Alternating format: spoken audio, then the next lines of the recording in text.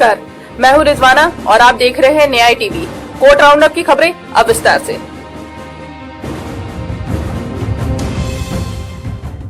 महाराष्ट्र सरकार ने उन महिलाओं के लिए 5,000 रुपए प्रति माह की वित्तीय सहायता की घोषणा की है जो सेक्स कार्य पर निर्भर हैं। ये वित्तीय सहायता बिना किसी पहचान पत्र की दी जाएगी। सरकार इन महिलाओं के बच्चों को भी 2,500 रुपए देगी। ये सहायता अक्टूबर 2020 से दिसंबर 2020 तक के महीनों के लिए प्रदान किया जाएगा। ये फैसला उच्चतम न्यायालय द्वारा बुद्धदेव करमस्कर बनाम पश्चिम बंगाल राज्य और अन्य मामले में जारी निर्देशों के आलोक में आया है, जिसमें केंद्र और राज्य सरकार से आग्रह किया गया है कि वे पहचान के प्रमाण पत्र पर जोर न दिए बिना सूखे राशन, मौद्रिक सहायता के साथ साथ मास्क, साबुन और सैनिटाइजर के रूप में चल रही महामारी के कारण परेशान यौन कर्मियों को राहत प्रदान करने का तत्काल विचार करें।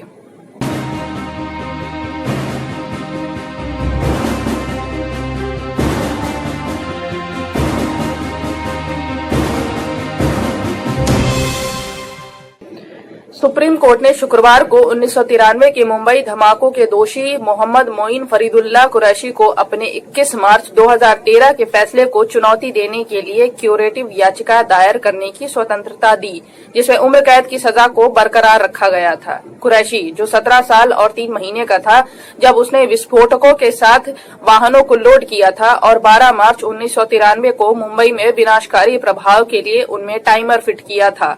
किशोर ने न्याय अधिनियम के प्रावधानों की पैरवी कर राहत की मांग की थी।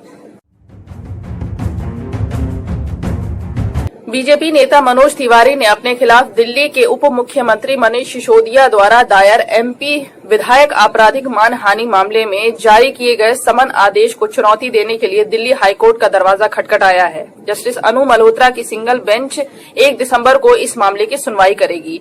तिवारी ने उनके खिलाफ अतिरिक्त मुख्य मेट्रोपॉलिटन मजिस्ट्रेट समर विशाल की अदालत द्वारा जारी किए गए समन आदेश को चुनौती दी है।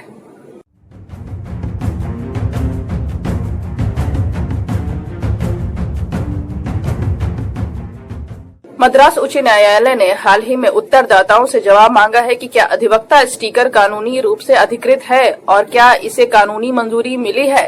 न्यायमूर्ति एन किरुबाकरन और न्यायमूर्ति बी पुगलेंधी की खंडपीठ ने उत्तरदाताओं से आगे जवाब देने के लिए कहा है कि क्यों न अदालत द्वारा एडवोकेट स्टिकर को प्रतिबंध किया जाए, क्योंकि पुलिस और कानून के शिकंजे से बचने और डराने के लिए इसे वाहनों में चिपकाकर आपराधिक गतिविधियों के लिए इस्तेमाल किया जा रहा है।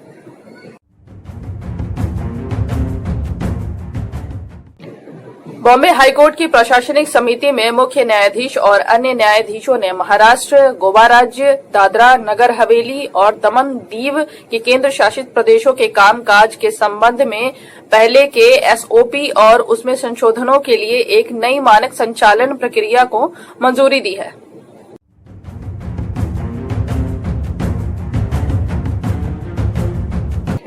19 न्यायाधिकरणों में से 10 में अधिवक्ताओं को शामिल न करना, न्यायिक सदस्यों के रूप में विचार करने के लिए भारत संघ बनाम मद्रास बार एसोसिएशन 2010 और मद्रास बार एसोसिएशन बनाम भारत संघ के निर्णयों के विपरीत है। सुप्रीम कोर्ट ने कहा है, justice L Nageswara Rao, justice Hemant Gupta और जस्टिस एस रविंद्र भट्ट की पीठ ने कहा है कि उच्च न्यायालय के न्यायाधीश के रूप में नियुक्ति के लिए एक वकील की योग्यता केवल 10 साल है। वो इस पे विचार के एक न्यायाधिकरण के न्यायिक सदस्य के रूप में नियुक्ति के लिए विचार किए जाने के लिए बार में अनुभव उसी तर्ज पर होना चाहिए।